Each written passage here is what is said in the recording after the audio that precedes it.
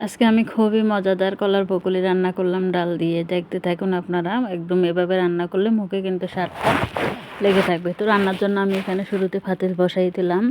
পেঁয়াজ রসুন পরিমাণ মতো দিয়ে দিব রান্নার জন্য। কুচি করে দিলেই হবে, সমস্যা নেই। তারপর রান্নার তেল দিয়ে দিলাম। এখন পেঁয়াজ রসুনটা কিছুটা ভাজি করে নিচ্ছি। আমি দেখতে পাচ্ছেন ইলেকট্রিক কুকারে রান্না করতেছি, সুবিধার জন্য তাড়াতাড়ি হয় ইলেকট্রিক কুকারে রান্না করলে। ডাল দিয়ে রান্না করব, মসুর ডাল।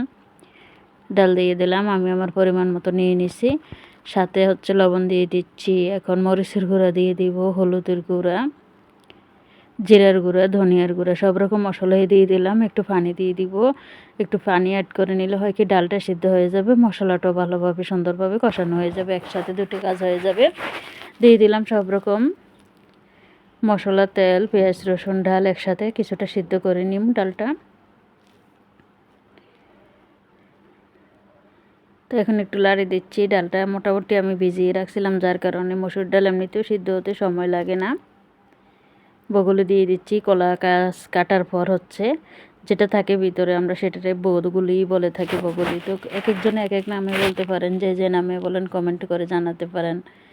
তো বগুলিটা দিয়ে দিলাম। এখন আমি একদম পাতলা পাতলা করে আলুর মতো করে সুন্দরভাবে আলু যেভাবে ফলে সেভাবে ফলে নিলাম। তারপরে দিয়ে দিলাম, দিয়ে ডালগুলোর সাথে মিশিয়ে নিচ্ছি। পরিমাণ মতো পানি দিয়ে সুন্দরভাবে ঢাকনা দিয়ে দিলাম, সিদ্ধ হইতে থাকুক। যখন বগুলিটা আর ডালটা একসাথে সিদ্ধ হয়ে যায়, তখন আমি সুন্দরভাবে সব দিক দিয়ে লাড়ি দিচ্ছি বা মিশিয়ে নিচ্ছি। ডাল আর বগুলিটা অনেক বেশি মজা হয়। বাসা বাড়িতে এটা কোটাটা একটু ঝামেলা, সময় বেশি লাগে, কিন্তু খেতে ভালো লাগে। সবসময় তো আর এগুলো খাওয়া হয় না, বেশিরভাগই মাছ মাংস খাওয়া হয়। এগুলো মাঝে মধ্যে না খেলে ভালো লাগে না। তো সুন্দরভাবে আমি কলার বগুলিটা রান্না করে ফেললাম। তো শুধু তারপর সাথে একটা ভাজি করব, এখানে কাঁকরোল ভাজি করব। কাঁকরোল ভাজির জন্য পেঁয়াজ রসুন কুচি, সাথে রান্নার তেল পরিমাণ মতো দিয়ে দিচ্ছি।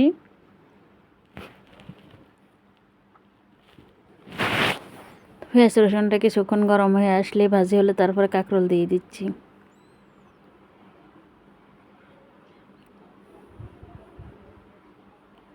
কাঁকরোলটা দেওয়ার পর আমি এখানে হলুদ গুঁড়া, চিমটি পরিমাণ মরিচের গুঁড়া, কাঁচামরিচ, লবণ অ্যাড করে দিব।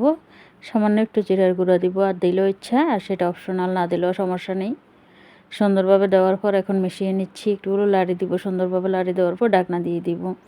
চুলার আঁচটা একদম লো করে সুন্দরভাবে তেলের মধ্যে ভাজি করে নিলে গরম গরম ভাত দিয়ে কাঁকরোলটা অনেক বেশি মজা লাগে, যারা পছন্দ করে আর কি।